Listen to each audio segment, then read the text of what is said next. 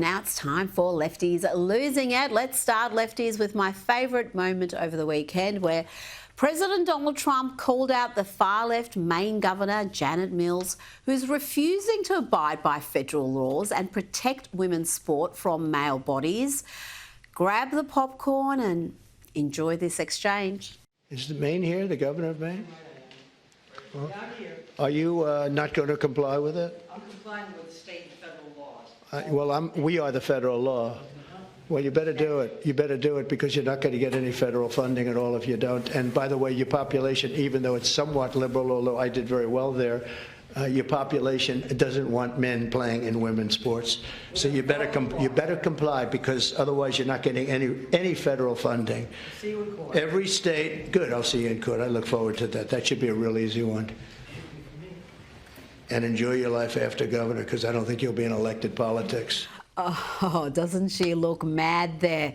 Imagine being so committed to allowing men to invade women's sport that you go to court over it, that you defy federal laws. What sort of extreme left simpleton would do something like that? Well, ladies and gentlemen, here's something the Maine governor prepared earlier. You can run, but you know it's ending. At the bottom of the grave, you're digging out. I have no words for that. Let's check in with the former Veep, the woman who was one geriatric heartbeat away from the presidency before she squandered billions to run the worst campaign possible and lose all 7 swing states. Apparently, being a uniquely awful candidate entitles Kamala to some sort of a participation award. I assume this is what this is.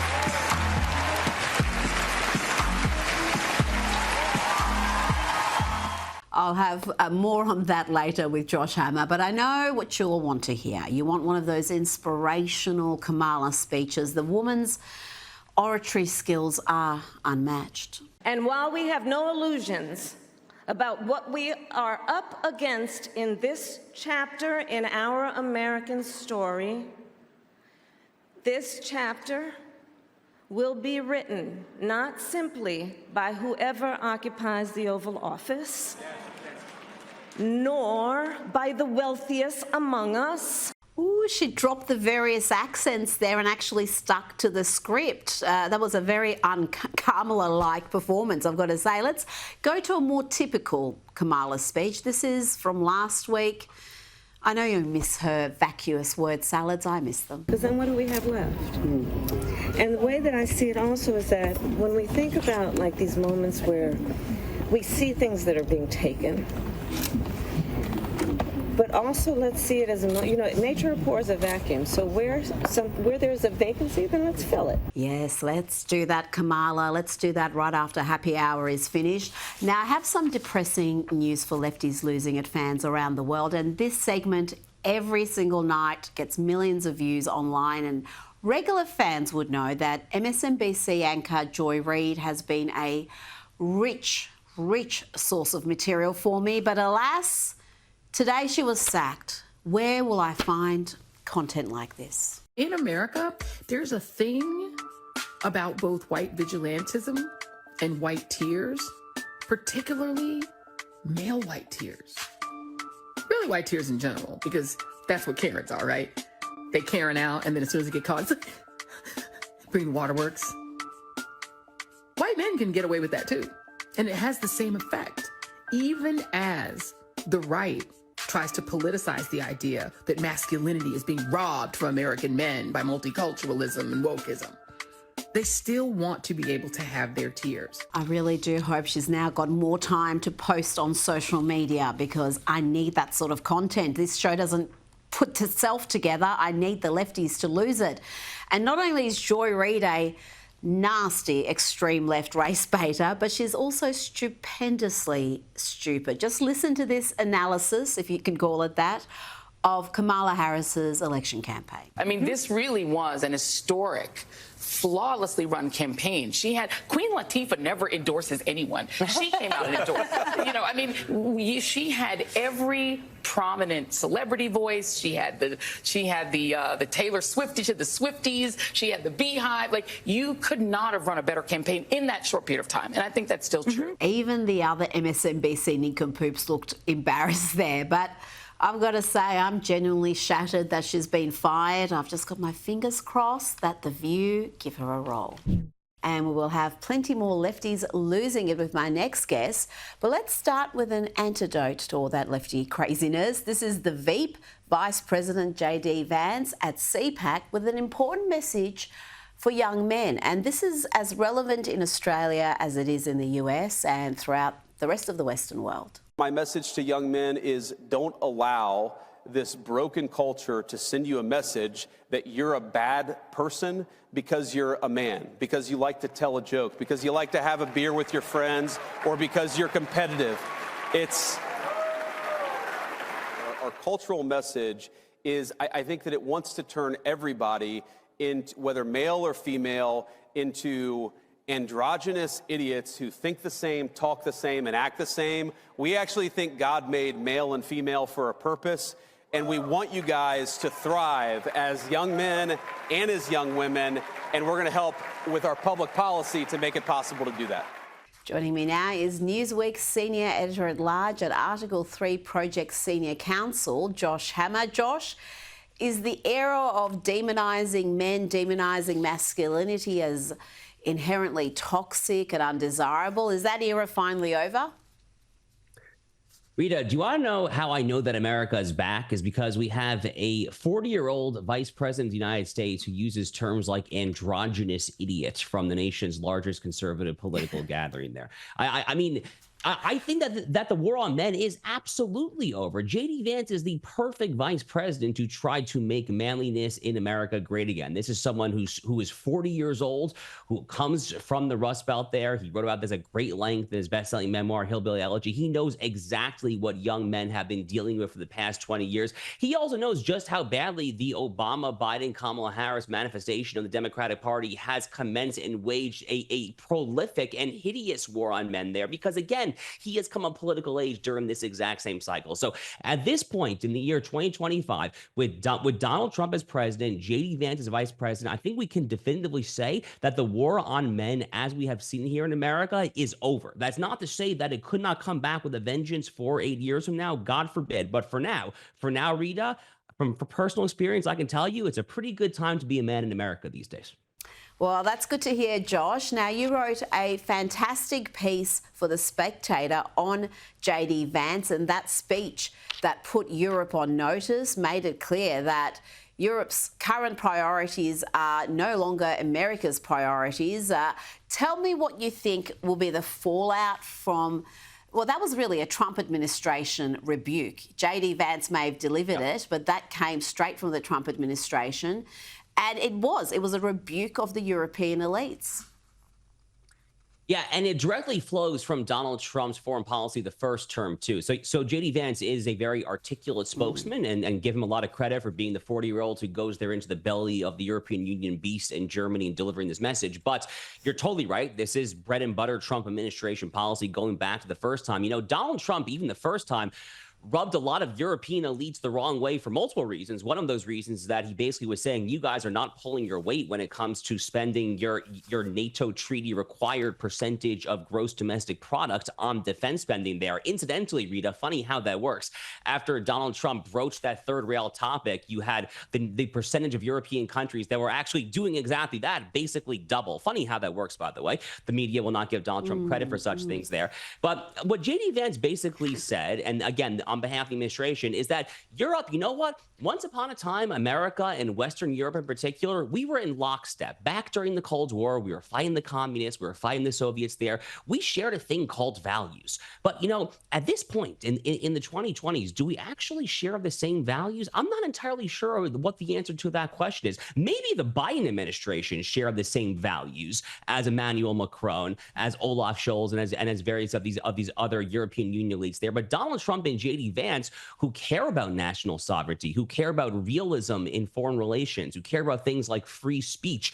Maybe we don't actually share the exact same values. So you know what, Europe, it's time to get with the program a little bit more, or maybe you guys will actually face the consequences. I think, Rita, that much as with the NATO spending, that the Europeans are actually going to get the message more than they are willing to admit at this moment. So I think that U.S.-European relations are going to be okay, but this is a message that they frankly desperately needed to hear.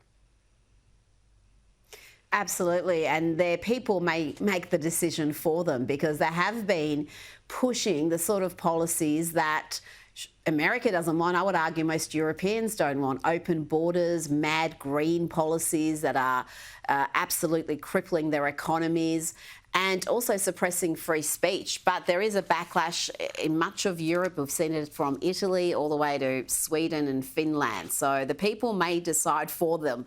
Now, tell me about the last Veep, Kamala. We thought we forgot about her, but no, she got an award. This was at a ceremony celebrating Black excellence. And the former Vice President received the Chairman's Award, which is given, and I quote here, to individuals who excel in public service and leverage their unique platforms to ignite and drive meaningful change. Josh, exactly what meaningful change did she ignite and drive, other than wasting, I don't know, $2 billion to lose all 7 swing states?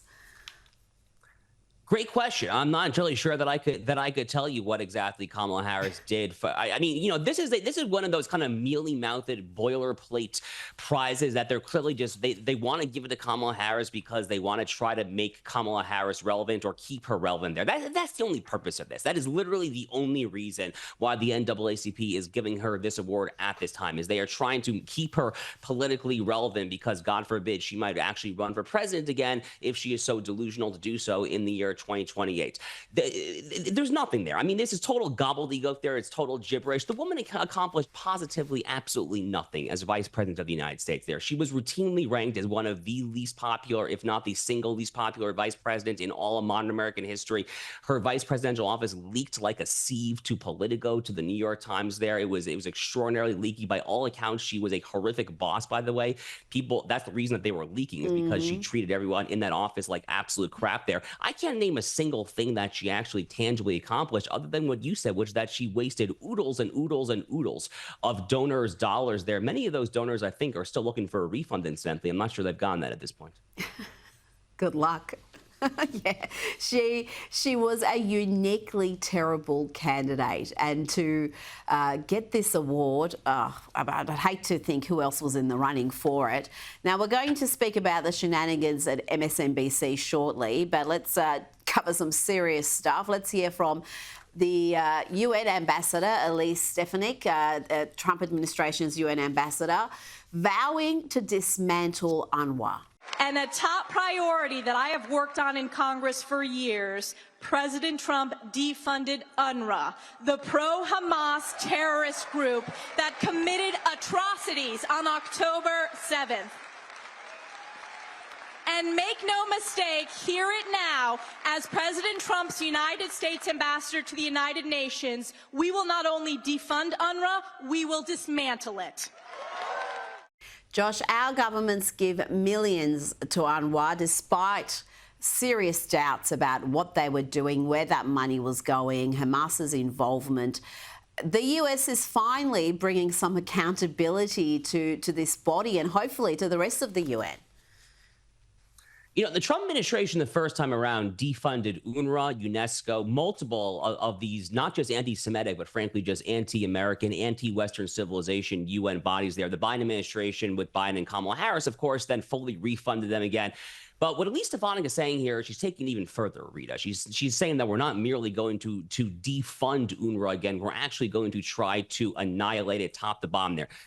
That would be a monumental accomplishment if she is able to do that, for one very simple reason, which is that UNRWA is one of the reasons why we are still in this mess in terms of the Israeli-Palestinian conflict in the first place after 77 years since Israel was declared independence. What I mean by that is because, and I'll just say this briefly here, UNRWA uses a different definition. It's very, very, very subtle but important point. They use a different definition of the word refugee than the United Nations agency, the United Nations for High Commission of Refugees, for any other population in the world. Typically, under international law, a refugee is just you as an individual. If you are displaced from a war zone, you are a refugee, but your children born wherever you are exiled to, they are citizens then of that country. UNRWA, that's not how it operates. Under UNRWA's definition of refugee, that status carries intergenerational down the chain there. So people who have no connection whatsoever to the 1948 conflict, they're still refugees here. The reason for that, Rita, is to perpetuate this conflict and to make the Palestinian Arabs think that they have a chance of ultimately eradicating Israel. This is the so-called right of return fallacy there. So the whole thing is corrupt top to bottom there. I wish Elise Stephane the best of luck in getting rid of this garbage.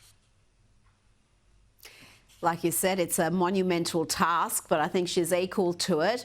And one of the issues I've got with the UN, one of the things they rarely speak about, including the UN Human Rights Council, is the persecution of Christians. And this next story is particularly disturbing. 70 Christians have been beheaded by Islamist militants in the Democratic Republic of Congo. The 70 Christians were rounded up by these Islamist terrorists, held hostage in a small Christian church where they were tied up, and all 70 were beheaded, according to Open Doors, which monitors Christian persecution around the world. Josh, the group responsible is affiliated with Islamic State, and sadly these horrific incidents are not all that rare in parts of Africa. Open Doors reports on this on a regular basis, and it makes for absolutely horrific reading. Absolutely horrific reading indeed. I couldn't believe this headline when I saw it. It's just appalling. It's just absolutely positively appalling there.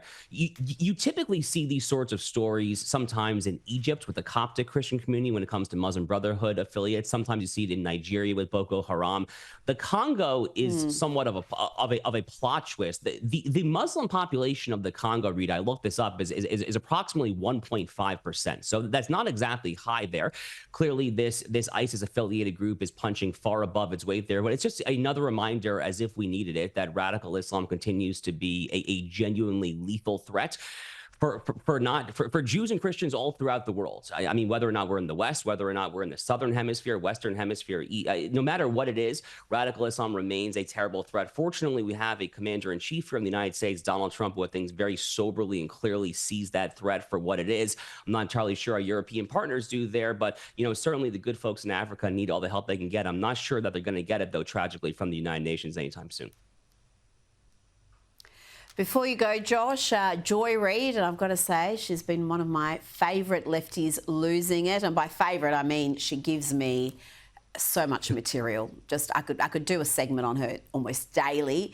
She's now been sacked by low-rating MSNBC, and there are rumours that Biden's former White House spokesperson, Jen Psaki, could be replacing her. What can you tell us about this move? She absolutely has been a standout, I've got to say, Joy Reid. Some of the stuff she has said on air beggars belief. Yeah, Joyless Joy Reid is one of my old childhood friends likes to refer to her. It's funny. Joyless Joy Reid was actually basically a free infomercial every night, Rita, for us at the Article 3 Project, because she makes my Article 3 Project colleague Mike Davis out to be the Rasputin here in America there. It was truly just free advertising. So frankly, from our organizational perspective, I am just genuinely sad to see her go. I'm also sad to see her go for the reason that you alluded to, which is that this woman was just so positively unhinged. You never knew exactly what she was going to say next, but you knew that it was going to be completely lunatic, bat crap crazy there. I suspect that Jen Psaki is going to be liberal, obviously, but not quite as over-the-top, hyperbolic, playing the race card every night, all this stuff there. So unfortunately, I think it's going to be a little bit less entertaining to hate watch, so to speak, there. But, hopefully Joyless will resurface somewhere across the interwebs, because I can't wait to tune into her next unhinged monologue, wherever that may be. Well, I hope she saves some venom for MSNBC, particularly if they replace her. with a white woman, because if you listen to Joy's monologues, that is a sign of racism, institutional racism. So I hope we're going to just get all the dirty laundry aired, everything that's been going on behind the scenes at MSNBC. I look forward to hearing about it. Josh Hammer, thanks for your time tonight. Thank you, Rita.